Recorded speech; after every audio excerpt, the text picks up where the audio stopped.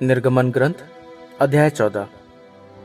इसके बाद प्रभु ने मूसा से कहा, इस्राएलियों से कहो कि वे पीछे की तरफ मुड़कर मिग्दोल और समुद्र के बीच के पी हहीरोत के सामने, बाल सफोन के सामने समुद्र तट पर अपने तंबू खड़े नहीं करें।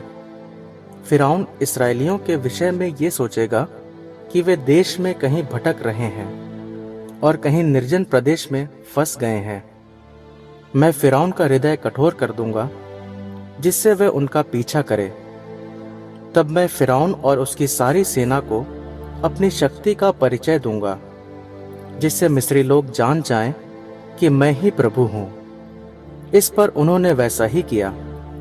जब मिस्र के राजा को यह सूचना मिली कि इस्राएली भाग गए हैं, तो फिरौन और उसके पदाधिकारी अपना मन बदलकर बोल उठे, हम लोग ये क्या कर बैठे? हमने इस्राएलियों को अपने दासों को भाग जाने दिया। फिरौन अपना रथ तैयार कराकर अपनी सेना साथ ले गया, 600 श्रेष्ठ रथ और मिस्र के सब रथ जिन पर योद्धा सवार थे। प्रभु ने मिस्र के राजा फिरौन का हृदय कठोर कर दिया, इसलिए उसने इस्राएलियों का पीछा किया जो उसे चुनौती देते हुए भाग रहे थे। मिस्रियों ने सब घोड़ों, फिरौन के रथों, उसके घुड़सवारों और उसकी सेना के साथ इस्राएलियों का पीछा किया और बाल सफोन के सामने पी हहीरोत के निकट समुद्र के तट पर उनके पास पहुंच गए, जहां उन्होंने पड़ाव डाला था। फिरौन निकट आया ही था कि इस्राएलियों ने आंखें उठाकर देखा कि मिस्री हमारा पीछा कर रहे हैं। उन पर आतंक छा गया और वे चिल्लाकर प्रभु की दुहाई देने लगे। उन्होंने मूसा से कहा, क्या मिस्र में हमको कब्रें नहीं मिल सकती थीं, जो आप हमको मरुभूमि में मरने के लिए यहाँ ले आए हैं? हमको मिस्र से निकालकर आपने हमारा कौन सा उपकार किया? क्या हमने मिस्र में रहते समय आपसे नहीं कहा था कि हमें मिस्रियों की सेवा करते रहने दीजिए? मरुभूमि में मरने की अपेक्षा मिस्रियों की सेवा करना कहीं अधिक अच्छा है। मूसा ने लोगों से कहा, डरो मत, धीर बने रहो और ये देखो कि किस प्रकार प्रभु आज तुम लोगों की रक्षा करेगा।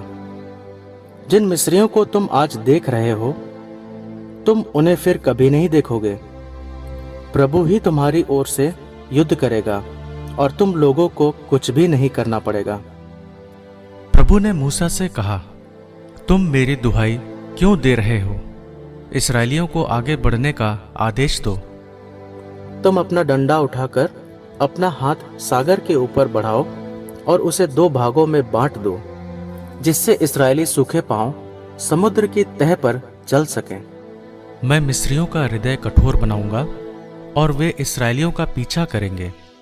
तब मैं फिरौन, उसकी सेना, उसके रथ और घुड़सवार सबको हराकर अपना सामर्थ्य प्रदर्शित करूंगा।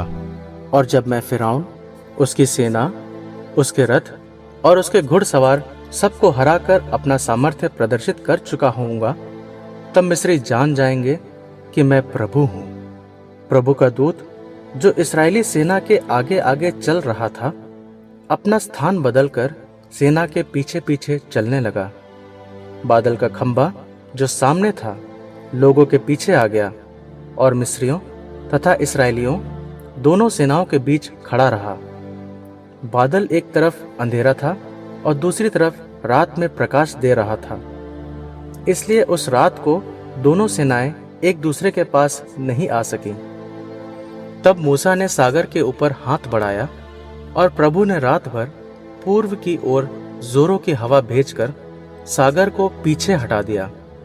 सागर 2 भागों में बंटकर बीच में सूख गया। इस्राएली सागर के बीच में सूखी भूमि पर आगे बढ़ने लगे। पानी उनके दाएं और बाएं दीवार बनकर ठहर गया। मिस्री उनका पीछा करते थे। फिरौन के सब घोड़े, उसके रथ और उसके घुड़सवार सागर की तह पर उनके पीछे चलते थे। रात के पिछले पहर प्रभु ने आग और बादल के खंभे में से मिस्रियों की सेना की ओर देखा और उसे तितर बितर कर दिया।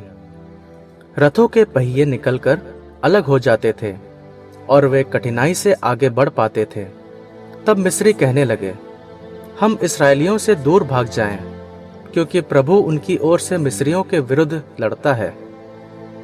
उस समय प्रभु ने मूसा से कहा, सागर के ऊपर अपना हाथ बढ़ाओ, जिससे पानी लौटकर मिस्रियों, उनके रथों और उनके घुड़सवारों पर लहराए। मूसा ने सागर के ऊपर हाथ बढ़ा दिया और भोर होते ही सागर फिर भर गया।